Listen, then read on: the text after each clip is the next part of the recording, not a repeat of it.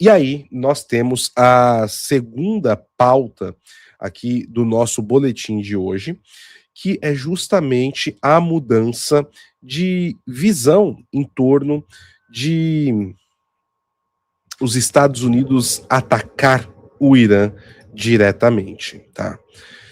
Deixa eu preparar aqui para vocês o GC. Está aqui. Israel e a Arábia Saudita mudam a posição sobre o confronto no Irã. E nós temos aqui também uma matéria que trata sobre isso da The Economist, trazendo mais detalhes sobre essa questão. Abre aspas. Estamos preparados e prontos, declarou Donald Trump recentemente, prometendo que os Estados Unidos viriam em socorro dos iranianos que estavam contra o regime. Um mês e milhares de mortes iranianas depois, o Oriente Médio permanece indeciso sobre o que e quando o presidente dos Estados Unidos cumprirá a sua promessa. O Ayatollah Khamenei, líder supremo do Irã, prometeu desencadear uma guerra regional caso os Estados Unidos lancem ataques aéreos. E é muito possível, pessoal, que o Ayatollah Khamenei ordene ataques principalmente contra Israel, as bases americanas na região, sobretudo no Catar, ali no Golfo Arábico ou Golfo Pérsico, como preferirem, e que é a base militar dos Estados Unidos mais próximas da região. E nós teríamos também uma possibilidade, que eu não classifico como remota, tá, de um ataque à Arábia Saudita. Vale lembrar que os três grandes inimigos do regime iraniano é o Satã, o pequeno Satã e o grande Satã, que nós estamos falando aí por ordem de citação: Arábia Saudita, Estados Unidos da América e Israel. E existe cada vez mais um alinhamento entre essas três nações. Quando, há 3 semanas atrás, tivemos a iminência de um ataque americano dentro do Irã, 2 semanas atrás, houve um contato do próprio gabinete de Benjamin Netanyahu à Casa Branca, ao Salão Oval, ou seja, um contato da administração Trump com a administração de Israel, pedindo para que cessasse o ataque, que talvez aquele não fosse o momento. Da mesma forma, o príncipe saudita vinha já conversando através dos seus diplomatas para que os Estados Unidos da América também não realizassem um ataque no Irã, temendo ali desencadear uma guerra na região, um bloqueio no Golfo de Hormuz, que é uma saída muito importante. O Irã está sempre ali ameaçando travar aquela região para fazer um sufocamento da saída de petróleo dos países do Golfo Arábico, ou seja, o Kuwait, Emirados Árabes Unidos, Catar e a própria Arábia Saudita em determinado ponto. Isso poderia trazer consequências ao mundo inteiro, principalmente no preço de todos os derivados do petróleo, como gasolina, diesel, gás liquefeito, entre outros pontos, tá? Agora, Israel, né, que é o aliado mais próximo dos Estados Unidos, como eu disse, estava bem reticente quanto a isso, e um outro agente interno dentro dos Estados Unidos que trabalhou para esse ataque não ocorrer foi o vice-presidente J.D. Vance, como nós tínhamos dito para vocês. Vinham trabalhando com a visão de que revoluções são melhores feitas por dentro, tá? Agora, um mês depois de que tudo isso vem acontecendo, há informações de que Israel está instando os Estados Unidos da América a atacar, tá? Os generais israelenses viajaram aqui para Washington, D.C., para discutir esses planos de ataque, tá? Essas são as informações que nós temos. Então, muitos generais aí do primeiro escalão militar israelense vieram aqui para Washington, D.C., para tratar e discutir no Pentágono planos de como esse ataque poderia ser feito e até mesmo uma preparação para, de alguma forma, haver cooperação entre o exército americano e o israelense para isso. Tá?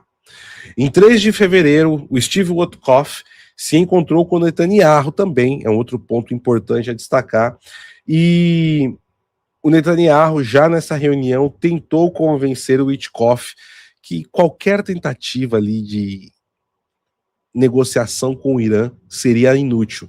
3 dias depois, nós estamos agora assistindo, né, o desenrolar dessa situação e vejam só, já subimos a escala com sanções. Vale lembrar que hoje também aqui em Washington, a Caroline Leavitt, que é a secretária de imprensa da Casa Branca, disse que o presidente Trump está preparado para todas as opções que estão sob a sua mesa. Então, a retórica de um possível ataque contra o regime iraniano cresce a cada momento. A posição da Arábia Saudita também parece ter sido sutil. O reino inicialmente alertou os Estados Unidos contra os ataques, afirmando que não permitiria que aeronaves americanas usassem seu espaço aéreo. Eles preferiam que os Estados Unidos se abstivessem de disparar, mas se for atacar, ao menos quer estar envolvido no planejamento. Em 30 de janeiro foi noticiado que o príncipe Khalid bin Salman, ministro da Defesa, disse às autoridades americanas que, se um ataque não ocorresse, isso apenas encorajará o regime iraniano. Ou seja, na última semana, tanto a Arábia Saudita e Israel, com as informações que estão vindo à tona agora na imprensa, hoje, tá? Eles estão agora patrocinando, ou seja, pelo menos incentivando nos bastidores que uma ação militar aconteça entre o governo americano, Israel, e pelo menos haja uma coordenação da Arábia Saudita. Agora, temos também que lembrar que USS Abraham Lincoln, um porta-aviões acompanhado de destroyers e submarinos nucleares, estão naquela região. Só que também temos uma armada chinesa que está se encaminhando ali também para a mesma região a título de patrocinar ou participar de treinamentos militares junto do Irã. Existe uma tensão grande se a China realmente se envolveria em algum ponto nessa questão ou se eles estão ali realmente só para fazer uma pressão aos Estados Unidos. Agora, isso tem uma razão de ser, pessoal.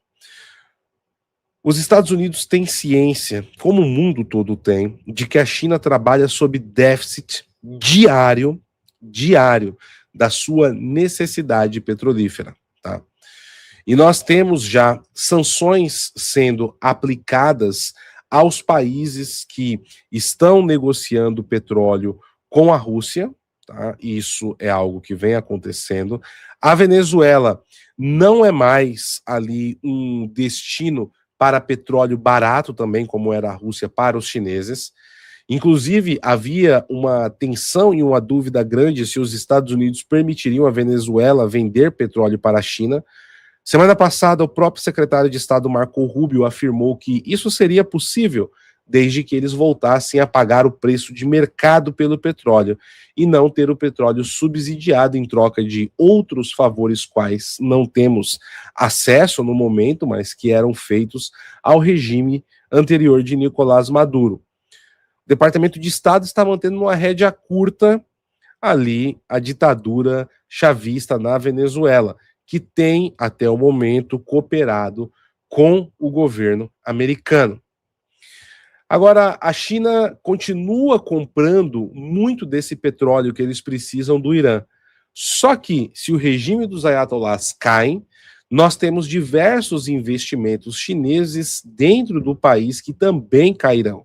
Não somente essa questão da dependência cada vez maior que a China vem tendo da compra de petróleo para poder ali satisfazer a sua demanda interna. Em 2021, nós tivemos acordos e investimentos chineses feitos tanto no Afeganistão, acordados com o regime do Talibã, quanto com o regime dos ayatollahs do Irã. E o investimento no Irã foi na casa de 38 bilhões de dólares que ainda estão ocorrendo. E a China também pode perder esses investimentos. No meio de tudo isso, temos aí a possibilidade de uma nova corrida armamentista nuclear que eu vou tratar com vocês em instantes lá no nosso canal PH Araújo nos Estados Unidos, certo? Meus amigos, a situação não está simples, a situação não está fácil, tá? Eu espero que essa guerra não aconteça, apesar de querer muito que o regime dos ayatolás, que é um regime de açougueiros, facínoras, tá? Carniceiros contra o povo iraniano, caia. É bom a gente lembrar disso. Mas vamos ver a que medida isso irá acontecer. A gente está assistindo, pessoal, uma tensão muito parecida com o que foi na Venezuela, né? Na Venezuela, eu lembro que muitos falavam, não vai acontecer nada. O Trump só fala, nada vem acontecendo. E a gente viu que ficamos nesse, em bom português, chove não molha, e agora Nicolás Maduro está aqui, em Nova York. Porém, será que isso é o mesmo destino que nós veremos do Ayatollah Khamenei? E qual vai ser a situação dentro do Irã depois? Esse é um ponto que me preocupa bastante. Será que existe uma possibilidade do Shah Reza Pahlavi assumir o poder? Ou será que veremos uma guerra civil dentro do Irã entre as diversas facções de oposição que vão desde laicos a pessoas que defendem regimes parecidos, tá?